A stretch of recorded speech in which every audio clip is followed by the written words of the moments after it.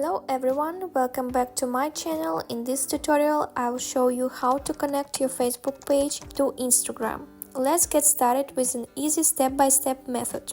First, open your Instagram account. Here's my Instagram dashboard. Follow along with my process. Click on the profile icon, it's located at the bottom right corner. Tap on the three line menu for settings and privacy. Scroll down to Account Type and Tools.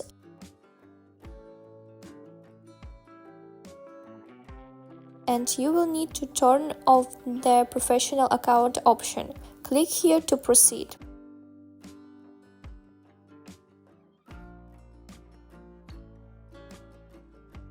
Once you have done that, return to your main profile and follow these steps. Tap on the profile icon again, then tap on the Settings and Privacy. Click on the Creator Tools and Controls.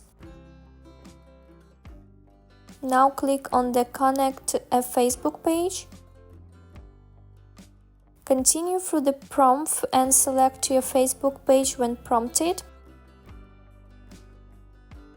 Next, switch to your Facebook account. Open your Facebook account and tap on the three line menu. Switch to your profile to access your page.